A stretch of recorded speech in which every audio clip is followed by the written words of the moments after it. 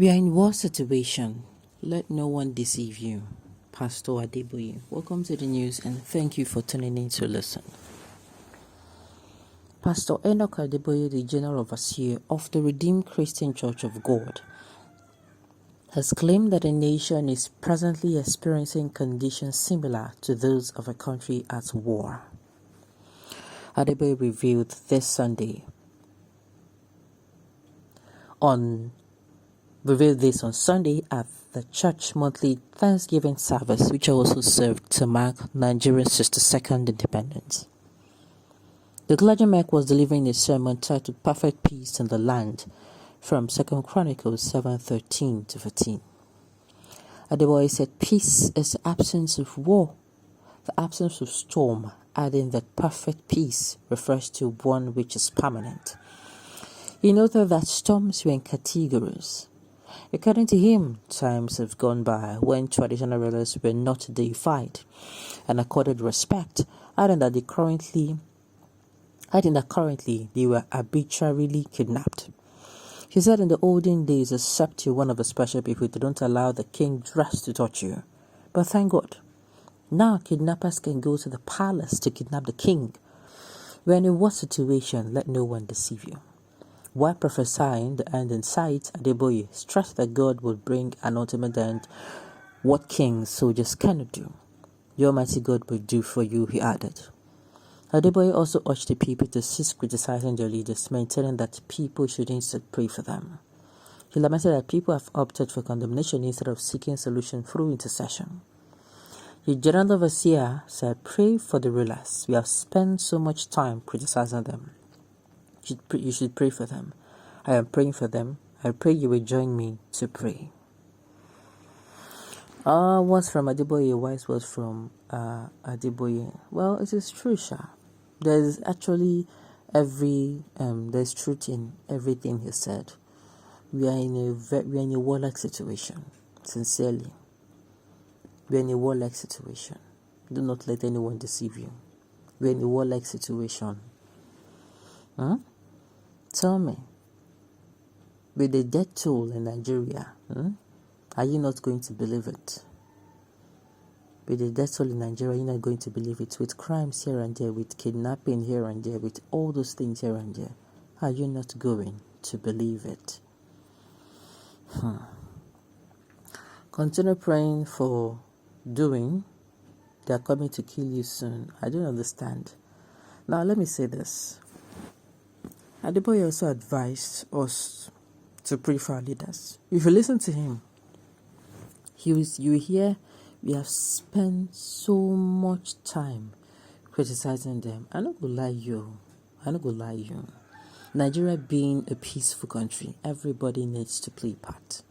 Yes, our leaders need to play a special part, but we as citizens, we need to play a part.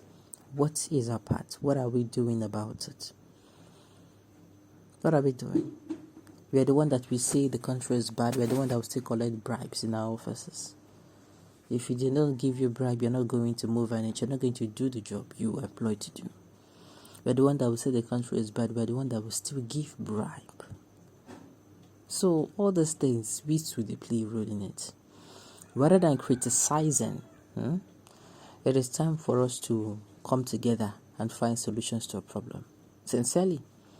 We cannot continue criticizing because complaining without finding a solution, the problem will still be there. No matter how you complain, that problem will still be there. Your house is scattered. Your children scattered your house, has stepped out.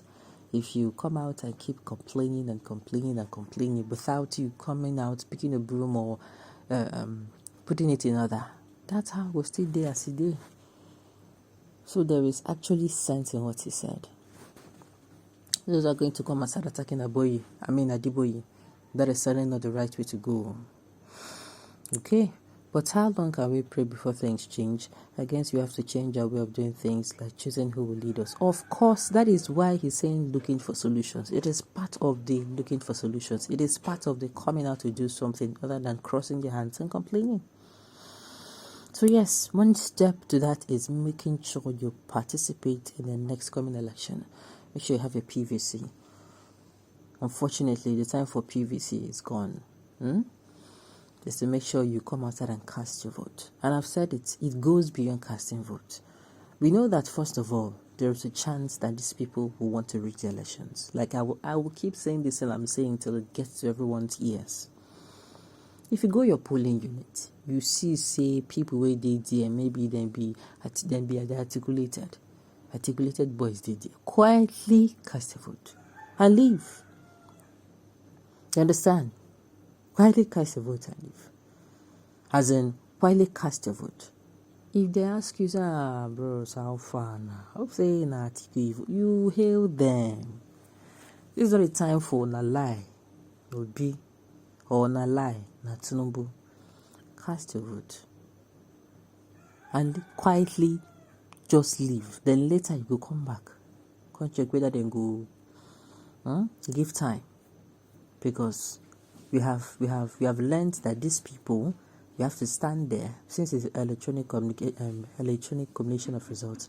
After casting a vote, you're going to also stand there and make sure that these people send it to INEC. So all these things, this is like one of it. And then the way we live our lives, everybody is corrupt. Our leaders are corrupt. There are people who do worse than our leaders in their various offices. Then put you for work. Now you find work. Yet, if they come to your office and ask you to do something, you're not going to, except you moist your hand. So all these things too, as well. All these things too. You're working in a place and you don't treat people fairly. The government does not treat us fairly. The government marginalizes some people. You understand? And yet you're the king of marginalization. If somebody is not wealthy, you're not going to treat the person fairly. If you don't have something to gain from that person, you're not going to treat the person rightly. All those things, you have a part to play. So sincerely, there is a lot of sense in what Adeboye said. When religious Christian group undermined his fellow Christians to put a jihadist government to power, God cannot be mocked. Well, like I said, we are going to first start by doing the right thing. You pick the right person. You don't pick a president based on bias, and then you ask God, because God will not come down to choose for us. He will want us to choose for ourselves. So let us choose the right person first of all. It starts with us choosing the right person, not choosing because a contract have been said they've been said that they'll give us a contract, or not choosing because they said they'll give our daughter or son a job, or not choosing because they'll give our brother, our distant relative one appointment like that. No. You choose the person because the person merits that position. Like I said, everything begins with us as well. Alright, on this note, we've come